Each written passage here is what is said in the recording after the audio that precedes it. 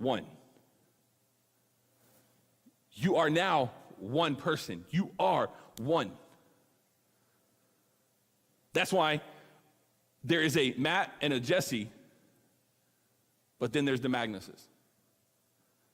Because we are one. Everything that we do is one.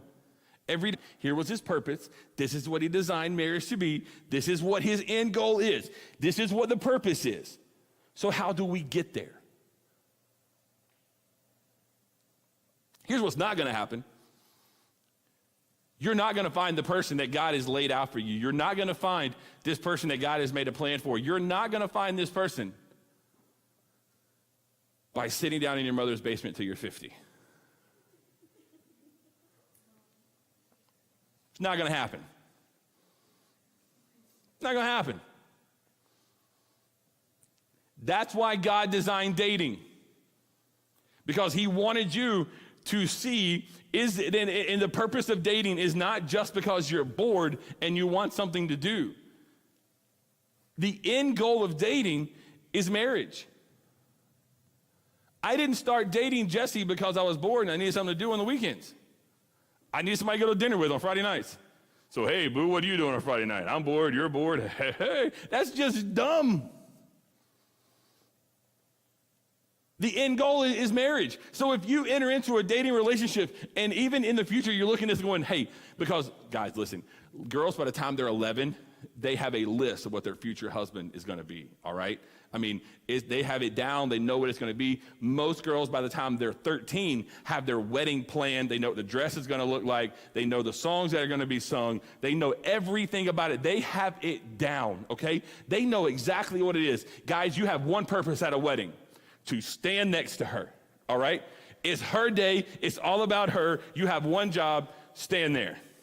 And when the preacher asks you a question, you say, I do, and you are good to go, man. Everything's about her. I promise you, on your wedding day, nobody is looking at you, dude. That's why you walk through the front of the church, and she gets a whole little stroll down the center aisles.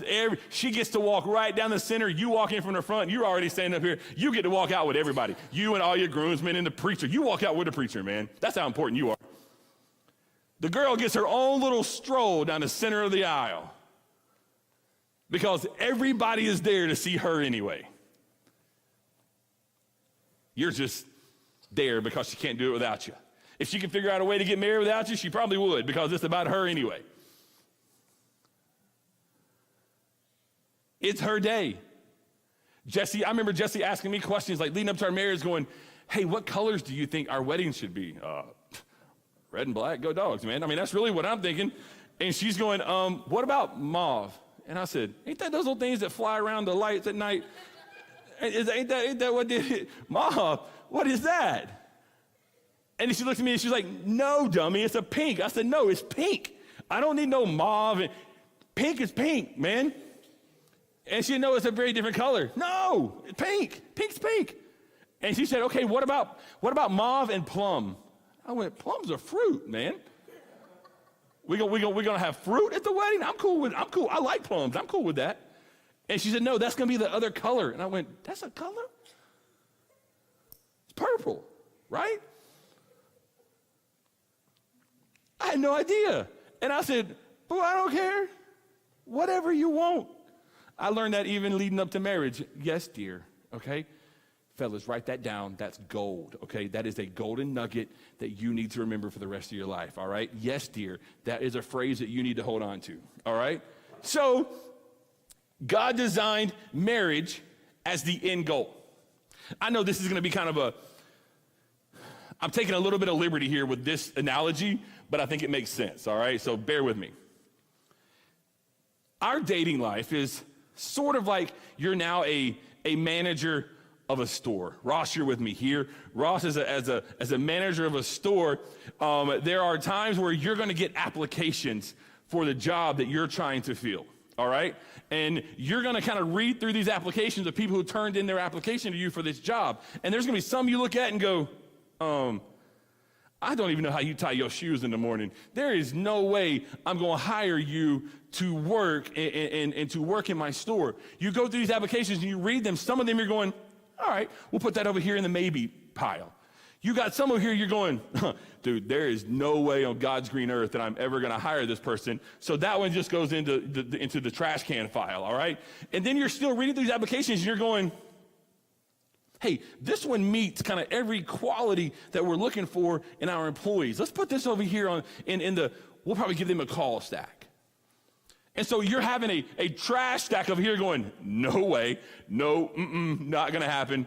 I'd be embarrassed if that person worked in my store, all right?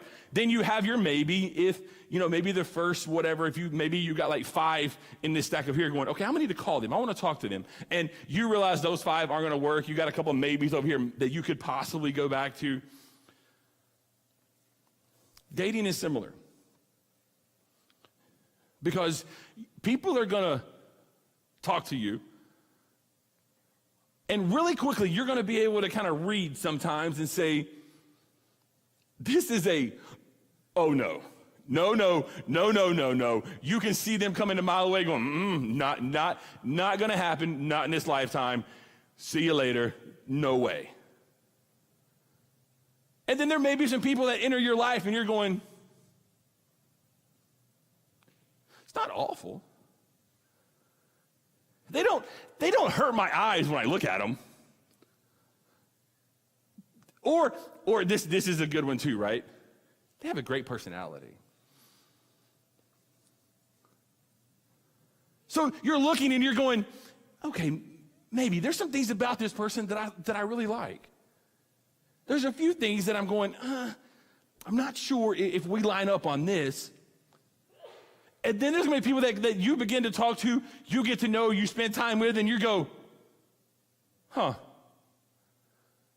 I'm more drawn to this person for some reason. There's something about this person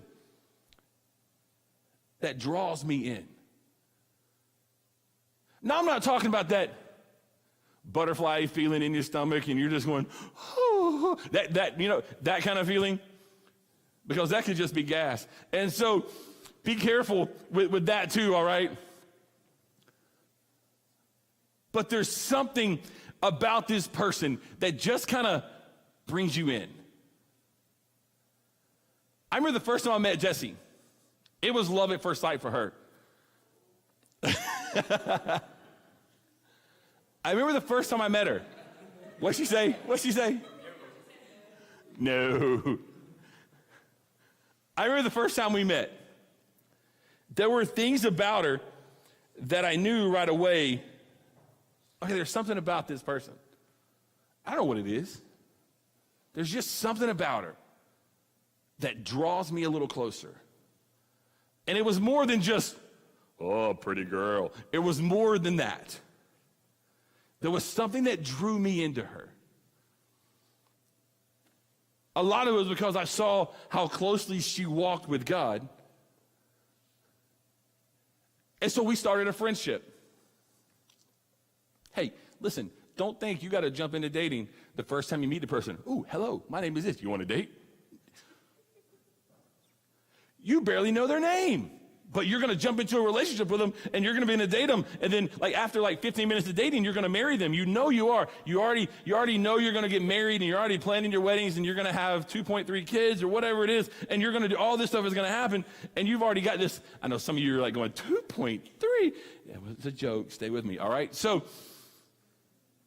we see these things. And then again, we don't even probably know them, but we're going to jump into a relationship with them right away.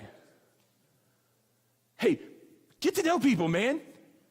There's nothing wrong with being friends first. Matter of fact, be friends first. Because if you realize you can't even have a friendship with this person, how dare you get into a dating relationship with this person? If you can't be friends, you can't date.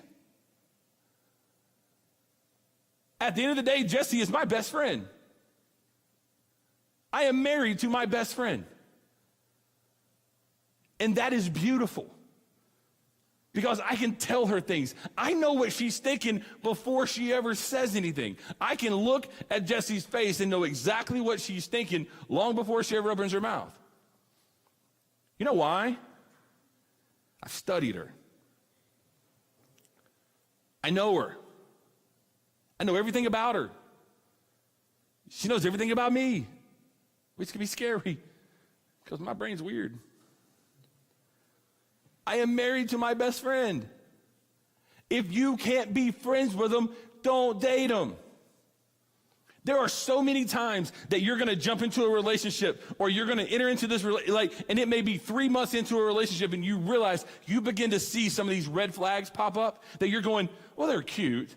They're funny, and that's 2 things I want on my list. I want them to be cute. I want them to be funny. I want them, and again, you have your list made out, and you're going, check, check, check, check. And then you don't even really know them. You're just kind of going off that first sight of that little image, and you're popping off of that, and that's what you go with, and you jump into this relationship, and then like 3 months later, you realize, somehow I'm dating the spawn of Satan. I don't know how I got here. I don't know how I began to date the Antichrist, but I am here. This person is sitting across from me, and I don't know how. When I was in my early to mid-20s, I had people that would try to set me up on these little blind dates all the time. And I'm like, I don't understand. I had women would tell me, Matt, I have this perfect person for you. She is so good. She is just like you. You're going to love her. I'm thinking, I don't want to date someone who's just like me. I don't even like me all the time. Why would I want to date someone who's just like me? And then you actually get to the blind date and you're going, what are these people thinking? This is what they sent me on what were they thinking? I'll tell you this really quick and we're gonna move on. One time I was on this is one of these blind dates. And this person, she was, I'm trying to think, how do I say this? She didn't know what an inside voice was a great way of saying this. We're sitting like in Ruby Tuesday, Applebee's, something like that. And she didn't know what an inside voice was. And so we were talking, and this one time, she told me, she said, hey, this one time I was on the beach and I was running at the beach and then I was running really, really fast and then I tripped and I fell and I just chipped my tooth. I chipped it right in half and I'm going, like I'm looking around going, and people are now beginning to look like, is she okay? And I'm going, no, she's telling a story. She didn't like bite the hamburger and like chip her tooth. It wasn't nothing like that. She's okay, sort of okay, I guess. I don't really know what's happening right now. And I'm like looking at her going, shh, shh, shh. Inside voice, right? We're inside, baby. It's okay. We can talk loud. We can talk soft. It's okay. Why don't you try whispering? And then later on in the conversation, she's talking and she says, hey, this one time, I was at my house and I was going into I think she said she heard a microwave ding or something like that. And so she said, I came running down the hallway and I was running and turned the corner and I turned too soon and I smacked the wall and I broke my arm. And I'm like going, honey, no. Shh. And again, people are now looking around like going, is she hurt herself? Is she okay? And I'm having to be like the counselor in Applebee's going, no, she's okay. Sort of okay. She has something weird going on. And my mind's thinking, honey, are you okay? Is there something like going on up here that we need to, like, I really wanted to kind of get out a notepad and just like sit down and go, and how does that make you feel? But it was really, really strange, okay? It was weird. Hey, here's something I knew. As soon as that night happened, as soon as I got up and left that table, I knew there wasn't going to be no relationship. That woman scared me to death. I remember asking her one time, like going,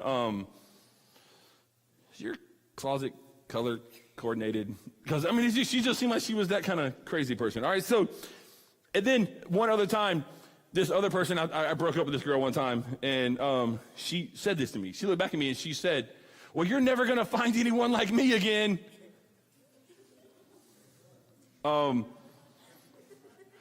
Hey, girl, let's have a quick conversation. If I don't want to be with you, what makes you think I want to be with someone just like you? That's the point, babe. I don't want to, thank you. You're a genius. Thank you for that. Listen, there are so many red flags that pop up in our dating relationships, so many things that God will throw a wall up and go, no, no, no, don't do this. Don't start dating this person. There's danger down this zone, and you and I will ignore God completely because she's cute, or he's cute, or he talked to me, or he said hey to me, or you reached for the same bowling ball at the same time and your hands touched and you thought it was destiny. And I'm like going, no, no, no, that's just a coincidence, all right? Just don't. We'll see all these different things because, again, that's what we see in the movies. It's just one of those things. It just happens by fate. You're walking down the hallway and you bump into each other and you feel this spark. No, that wasn't a spark, boo. That was just like y'all bumped into each other, all right? That wasn't a spark. That was your shoulders touching, all right? That was static, exactly. There are so many red flags. Jesse, you got a video ready? Hey, check this video out. Watch this. Watch closely. That's pretty. That was a chipped tooth girl running down the beach. Y'all see her? Today we're going to play a game specifically designed to test your spatial awareness. Meet the Brain Games Double Dutch team.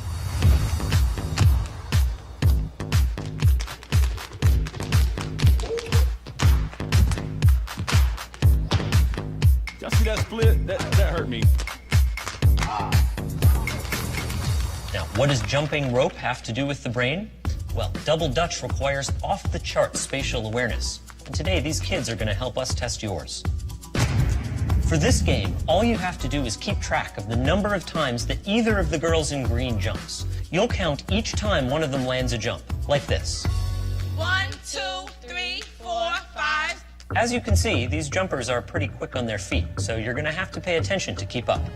When the whistle blows, start counting. Ready? Go.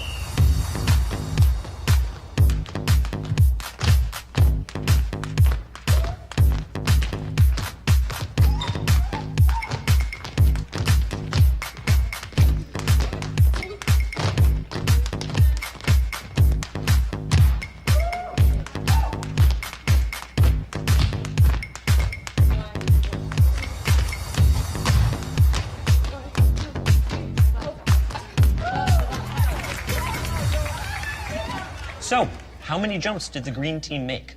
Did you say 38? If so, you agreed with 40% of our test audience.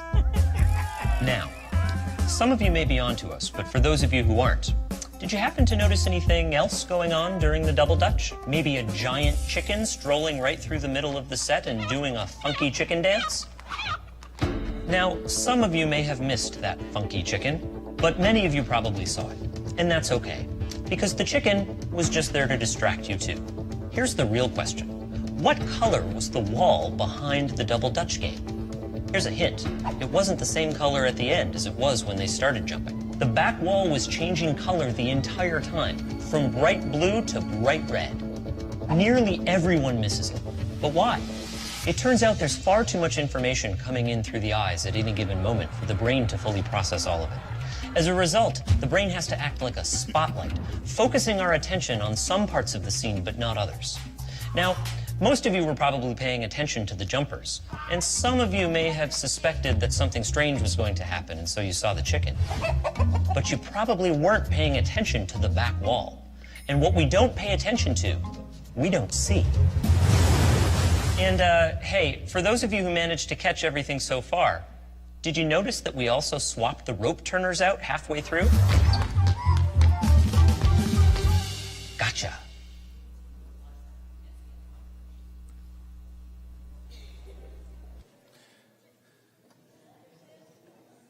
Here's why I want to show you that. Here's why I want to show you that. Is that whole thing he said there towards the end, all the red flags that pop up in our dating walk, all the things that we pop up and go, I probably shouldn't be dating this person. I probably shouldn't be doing this. This is not where we should go. This person is putting pressure on me to do things that I know I shouldn't be doing. This person is taking me down a road that I don't want to go. But here's what happens. We never see what we're not looking for. You'll never see what you're not paying attention to. You can't see what you're not paying attention to. You never will. Here's what happens, is there's gonna be times where God is gonna put people into your life. This could be your friends, this could be your parents, it could be a youth pastor, it could be anybody that's gonna walk to you and say, be careful. There's something in your relationship with this person that isn't right. Now you and I, we're blinded by but I love them.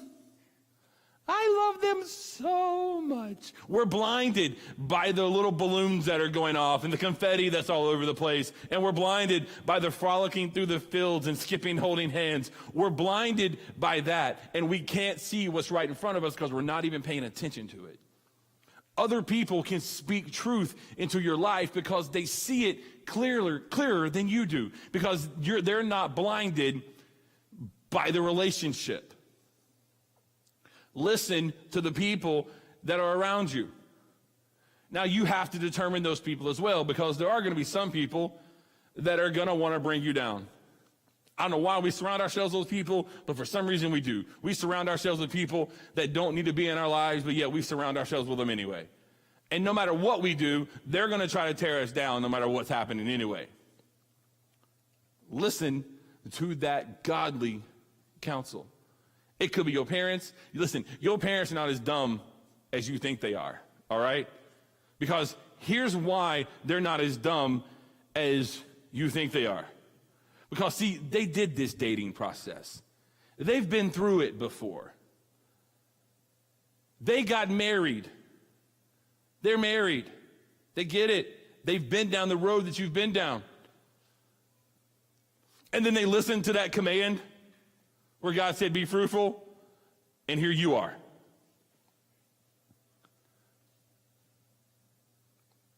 They get it. They see it. There are people in your life that God has put there. Listen to me. Everybody is ready to date at different stages in your life. Some of you may be thinking, I'm a freshman in high school. I should be allowed to date. If you ain't ready to date, don't date. If your parents tell you you ain't ready to date, you ain't ready to date. I'm going to be 100% honest with you. If I could go back and do it all over again, I would have never dated in junior high and high school. Because I was too blinded by so many different things. I dated way too much. Way too much. My relationships were not always God-honoring because I didn't like God at that moment. So many times, if we let our hormones control who we are, we'll wake up one morning with regrets and in a place that we never wanted to be. In 20 years of student ministry, I have counseled many and many teenagers that have walked into my office and sat down and said, Matt, we've gone too far in our relationship with each other. We stepped out of the boundaries of the way God designed sex to be. And everyone will say the same thing. Every girl that I've ever counseled and talked to on this issue, she's told me the same thing. Every guy that I've talked to on this issue, and I'm talking about the guys who are trying to want to walk with God and their church kids and those kind of things, they'll say the same thing. The worst feeling is that morning after, when they wake up and that regret sets in. The pain begins to set in because they allowed themselves to be somewhere they should have never been. If we allow ourselves to control how we date, regret is coming in your life. But if you start your dating relationships firmly planted on God, there will be no regrets. I used to tell people when they go on a date, anybody got a Bible, an actual Bible on them that I can borrow for a second? Let me borrow it just for a second. I would tell people, hey, when you go on your date, Put this in between you. And whatever you feel comfortable doing over Matthew, Mark, Luke, and John, knock yourself out. Whatever you feel like, how far, I hear that question all the time from teenagers. How far is too far? Well, to the end of the driveway and come on back. That's about far enough, all right? How far is too far? Well, whatever you feel comfortable doing over Matthew, Mark, Luke, and John, knock yourself out.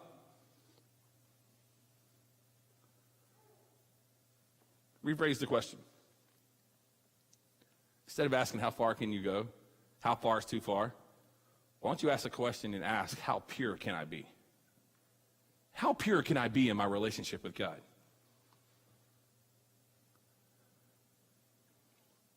Whatever you do in your dating relationships, one day you're going to have to sit down and have a conversation with your future spouse. One day you're going to sit down and have a conversation. Are you going to be embarrassed of what you have to tell that person because of what you did in your dating life before God brought you to this person?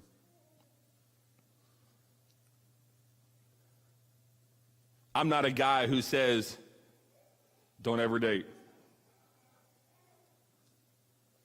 That's between you, your parents. I know because sometimes I've heard teenagers tell me, could you tell my mom and dad it's okay for me to date? Nope. I am not jumping into that ballpark. I don't want no part of that. That's when you and your parents. And there would be times your parents looked at you, they may have said 16. 16 is your age. Maybe it's 35 is your age. I'm not really sure what your parents have told you. But maybe your parents said 16. When you turn 16, don't jump in the first relationship that comes down the pike. What if, instead of saying yes to the first guy that walks up to you and go, hey, want to go out with me? And you just go, oh, he said he wanted to go with me. Yeah! Instead, look at the person and say, hey, do you mind if we take some time and let's both pray about this issue? Let's pray together about it. Let's pray separately about it. And if God says, hey, everything's safe here, then step in. But pay attention to the red flags. Pay attention to that person that somehow you're getting blinded because they're really the Antichrist. Don't jump into a relationship with that person. Listen to what God says, even in your dating walk. Again, God's end goal for dating is marriage. And if marriage is the end goal, marriage is so much more than just what you're thinking. Ooh, God said when we get married, sex is going to be up. Ooh, we get to have sex when we're married. Marriage is so much more. Although that is a part of becoming one flesh, what God is saying, but that is not all that it is. I told you, I study my wife. I know what she's thinking. I know what she likes. I know what she doesn't like. She knows what I like, what I don't like. She knows that if she wants to make spaghetti that night, there's a good chance I'm not eating. I don't like pasta. I hate it. Jessie will eat, she'll make spaghetti and she'll eat it for like the next week because I don't like it. She'll take it to lunch every day for the next week because I don't eat it. So we make spaghetti about twice a year.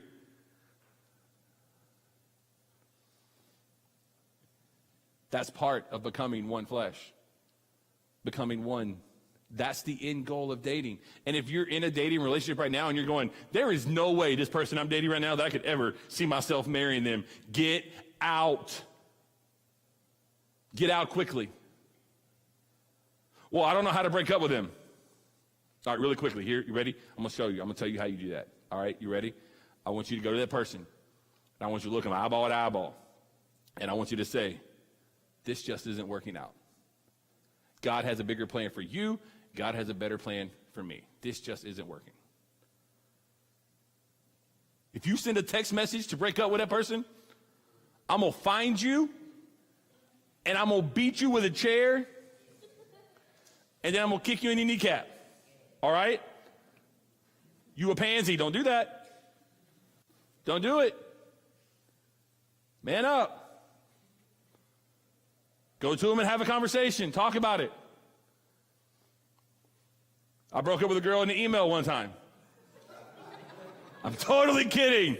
I sent it UPS. So, I'm kidding. I wouldn't do that. I've never been that person, sort of. So, listen, I will tell you this.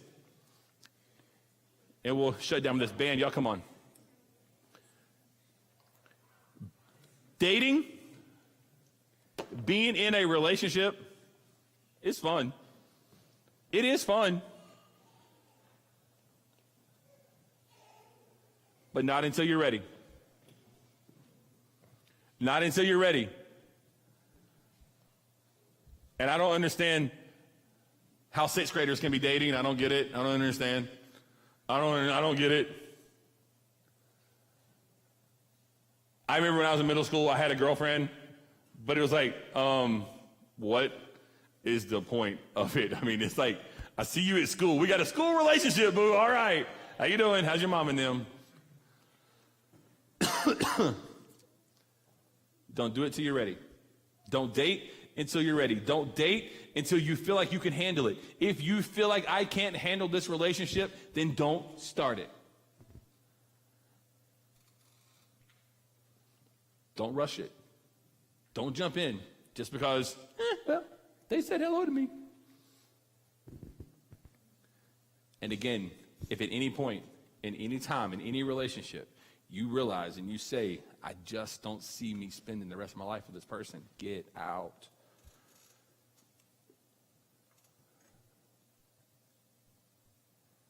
Last thing I'm saying, you ready? God loves you so much. God has a plan and a purpose for even for your dating life. God has somebody right now on this planet, wherever they are. I used to, when I accepted Christ and I began to kind of live my life for him, I would write a little note to my future spouse every night. And it may just be something simple that says, hey, I don't know where you are or who you are, but I want you to know I'm praying for you tonight. My plan one day was to give that to my future spouse. About a month before Jesse and I got married, I moved. And somehow that notebook either didn't get packed or it got lost. It fell out on the road, somewhere out on the road. I started writing that notebook when I was 21 years old. I didn't get married until I was 30. For 9 years, I wrote a note to my future spouse every single night because I wanted her to know how much I was praying for her, wherever she was. That may sound cheesy, but it's just that reminder that my relationship is about God first. Put him first, even in your dating life, and I promise you, you honor God, he honors you. Zephaniah 3:17 is my favorite verse. At the very end of that verse, it says this: when you are praising him, he's praising over you. You honor God, he honors you, even in your dating walk. Let's stand and worship.